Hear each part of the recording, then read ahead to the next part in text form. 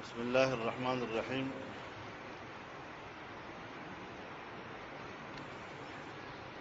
یہ وہ دور ہے جب ریاستوں کی بقا کا مدار معیشت پہ ہوا کرتا ہے اور دفاعی قوت جو ہے پھر وہ ریاستوں کے بقا کے حوالے سے ثانوی حیثیت اختیار کر جاتی ہے۔ اس وقت ہمارا ملک انتہائی معاشی بحران میں ہے اور ہم ایسے نااہلوں کو ملک حوالے کر چکے ہیں کہ جن کی نااہلی کی وجہ سے ہماری معیشت تقریباً ڈوب چکی ہے۔ تاریخ میں پہلی مرتبہ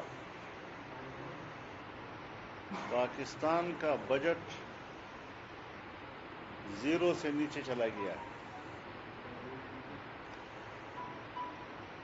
کبھی پاکستان کی تاریخ میں ایسا نہیں ہوا تھا۔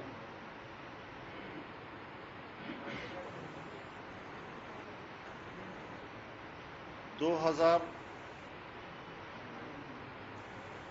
17-18 کو کے بجٹ میں سالانہ شرح نمو 5% سے اوپر تھا، یعنی تقریباً 5.5%، اور اگلے سال کا ہدف 6.5% مقرر کیا گیا تھا۔ لیکن جب جعلی حکومت وجود میں آئی تو اس کی وجہ سے ہمارا جو اگلا بجٹ تھا جس کا ہدف 6.5% سالانہ شرح نمو تھا، وہ 1.8 پہ آ کر رک گیا۔ اور اب یہ دوسرا بجٹ ہے جو پیش کر رہے ہیں، -3 یا 4۔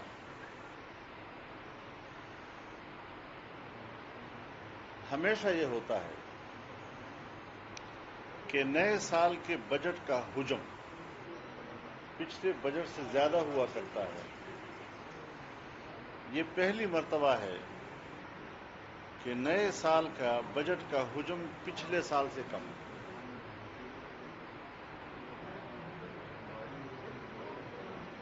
ہمیشہ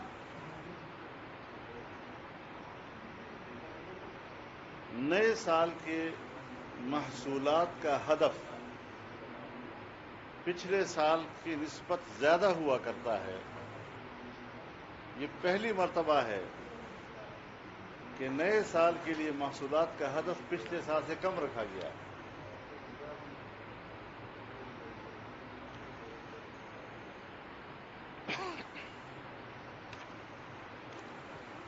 پچاس سال میں پہلی مرتبہ ٹیکس گروتھ ریٹ منفی میں گیا ہے۔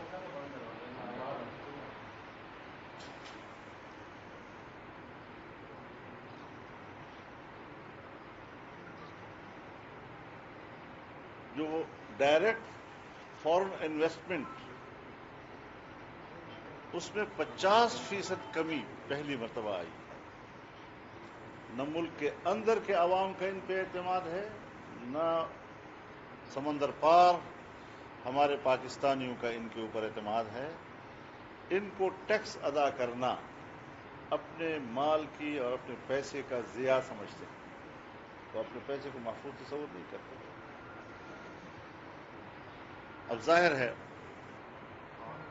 کہ ہمارا جو موقف ہمیشہ رہا ہے، ہم تو سمجھتے ہیں کہ جو الیکشن ہوئے وہ بھی ڈھونگ، جو حکومت بنی وہ بھی ڈھونگ، جو بجٹ بنا وہ بھی ڈھونگ۔ اب اس ملک کو کہاں تک پہنچانا ہے؟ کس طرح ان لوگوں کے رحم و کرم پر پاکستان کو چھوڑنا ہے؟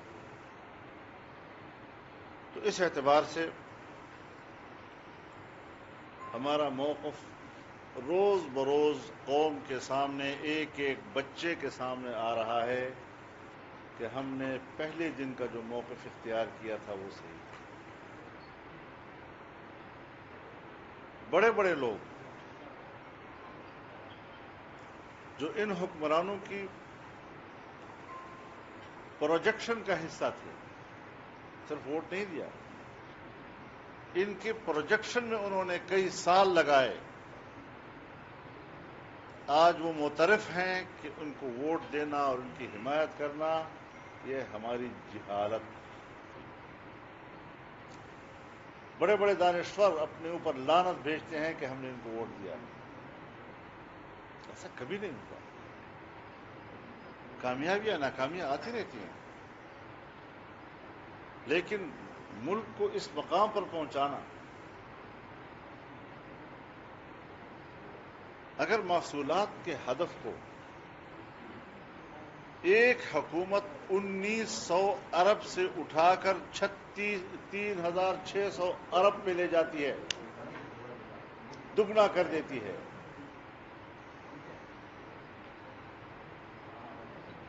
تو پھر آج اس کے ساتھ کیا موازنہ کیا جا سکتا ہے؟ یہ کیا موازنہ ہے جو آج ہم دنیا میں کر رہے ہیں؟ اور پھر بھی کہتے ہیں جی احتساب ہوگا۔ کس چیز کا احتساب؟ ایسے احتساب پر تو حکمرانوں کو شرم آنی چاہیے تھی۔ صوبہ خیبر پختونخوا میں انہوں نے خود ہی ایک احتساب کمیشن بنایا، جب دیکھا کہ اس احتساب کے شکنجے میں خود ان کے منسٹرز آ رہے ہیں اور حکومت آ رہی ہے، تو پھر اس کے اختیارات ختم کر دیے، اور اگلی حکومت آئی تو کمیشن ہی ختم کر دی۔ فارن فنڈنگ کیس ہو، بی آر ٹی کا مسئلہ ہو پشاور کا، بلین ٹریز کا مسئلہ ہو، کیوں عدالتوں سے اسٹے لے رہے ہیں قدم قدم پر کہ ہمارا احتساب نہ کیا جائے؟ ریکویسٹ کرتے ہیں ہم سے کسی ایک قانون کا سہارا لے کے۔ تو یہ احتساب اب اپنا اعتماد کھو بیٹھا۔ ہم تو پہلے ہی اس کے قائل نہیں تھے، لیکن ہماری بڑی پارٹیاں جو ہیں وہ اس قانون کو برقرار رکھنا چاہتی تھی، آج وہ بھی پشیمان ہیں۔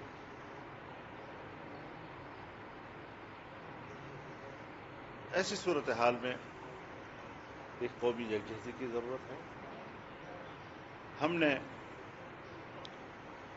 کورونا کی عالمی وبا کی وجہ سے جس فراخ دلی کا مظاہرہ کیا، اور ہم نے انتظامیہ کے ساتھ تعاون کا ہاتھ بڑھایا،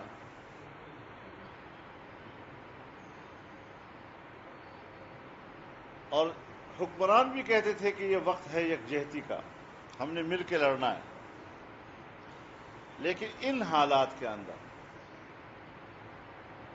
غیر متنازع ایشوز کو، غیر متنازع معاملات کو دوبارہ متنازع بنانا، جیسے 18ویں ترمیم کا مسئلہ لے آئے، NFC ایوارڈ کا مسئلہ لے آئے۔ اب 18ویں ترمیم ان ایک آدھ ترامیم میں سے ایک ترمیم ہے جو بالکل ایوان کی متفقہ ہے،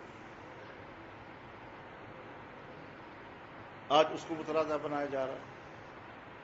پھر صوبوں کے اندر ایک ارتعاش آئے گا، پھر وہاں پر محرومی کے احساسات اٹھیں گے، اور جبکہ آئین کہتا ہے کہ NFC ایوارڈ کے تحت صوبوں کے حصص کو کم نہیں کیا جا سکے گا، آئین صوبوں کے حصے میں کسی بھی طرح کی کمی کو تسلیم نہیں کرتا۔ یہاں دباؤ ڈالا جا رہا ہے کہ صوبے اپنے حصے کم کریں۔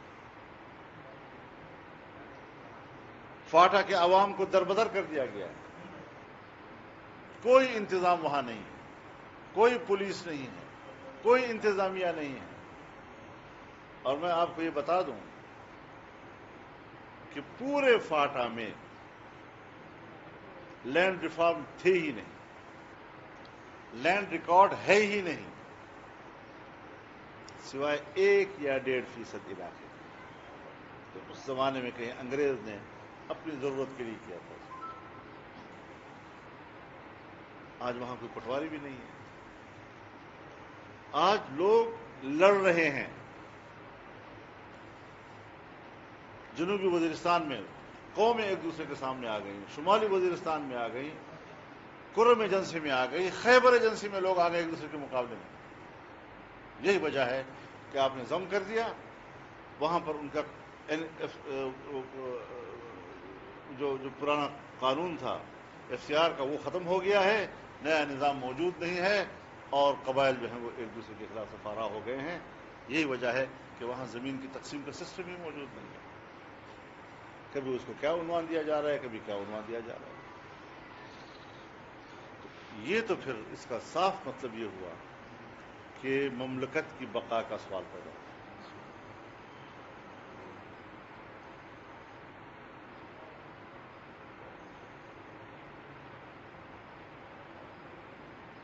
جن اداروں کی ذمہ داری اسٹیٹ کا تحفظ ہے، مشکل یہ ہے کہ ان کی تربیت اس طرح ہوئی ہے کہ دفاعی قوت سے اسٹیٹ کو تحفظ دیا جا سکتا ہے،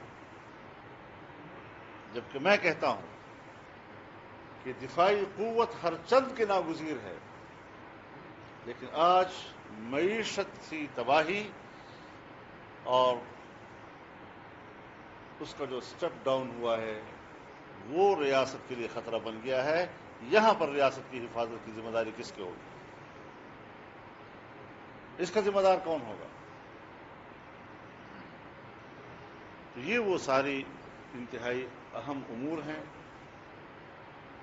نئے حالات میں آپ کے پاس سوالات ہوں گے، آپ پوچھ سکتے ہیں